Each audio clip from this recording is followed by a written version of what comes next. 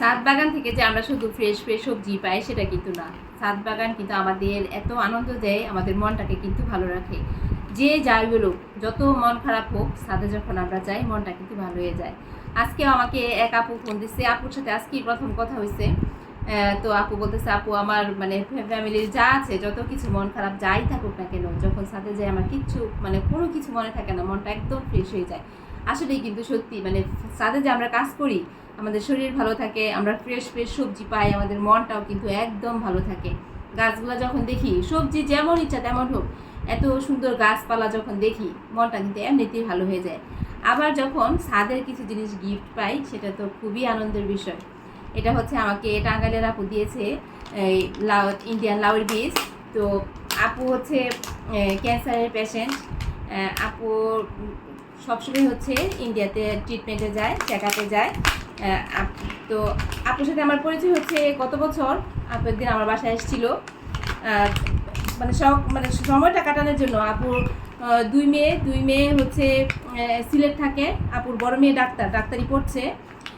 তো মানে নিজেকে ব্যস্ত রাখার জন্য, ভালো রাখার জন্য, সুস্থ রাখার জন্য আপু কিন্তু ছাদে বাগান করছে, বিশাল বড় ছাদ বাগান।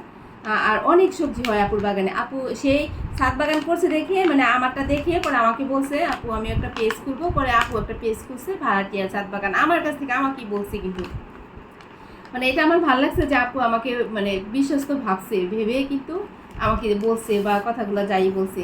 এই যে এখন ইন্ডিয়াতে এবার চেক আপে গেছে, আমাকে কিন্তু কিছু বলে নাই। চেক আপে যখন গেছে আমি জানি, বলছে আপু দোয়া করো। কিন্তু এই যে ইন্ডিয়া থেকে আবার লাউর বীজ নিয়ে আসছে এক প্যাকেট, অল্প কিছু মনে হয় রাখছে। আর সবগুলা কিন্তু এই যে কতগুলি আমাকে দিয়ে দিচ্ছে, এই যে কতগুলা বীজ।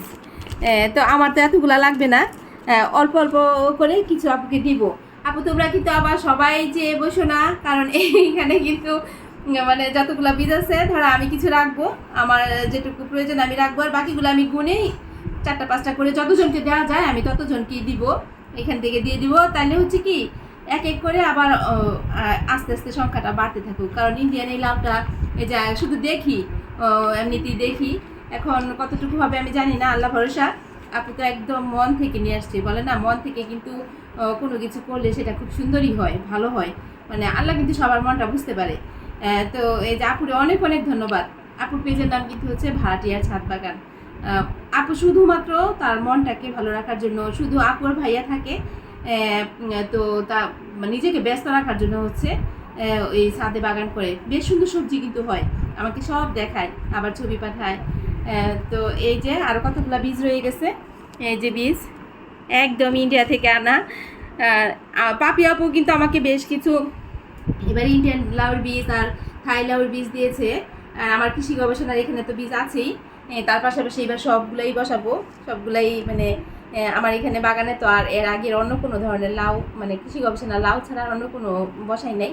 এবারে সবগুলাই বসাবো। এই যে এখানে অনেকগুলো বীজ আছে, ইনশাল্লাহ আমার মনে হয় প্রায় আমি না হলো 10-12 জনকে দিতে পারবো। যে ওগুলো আছে আস্তে আস্তে এই বছর 10-12 জনকে দিব। তারপরে যখন আবার সবাই দোয়া করবে আরও যেন লাউ হয়, বেশি বেশি হয়, তাহলে পরবর্তী বছর যেন আরও দিতে পারি। সবাই অবশ্যই আপুর জন্য দোয়া করবে, আপু যেন আল্লাহ যেন আপুকে সুস্থ রাখে, ভালো রাখে।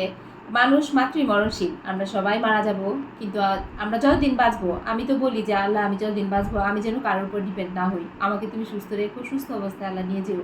সবাই আপুর জন্য দোয়া করবে। আর আপুকে অনেক অনেক অসংখ্য অসংখ্য ধন্যবাদ। মানে এত মনের অস্থিরতার মধ্যেও লাউয়ের বীজ নিয়ে এসে আবার আমার জন্য যে পাঠাইছো আপু, তোমাকে অনেক অনেক ধন্যবাদ।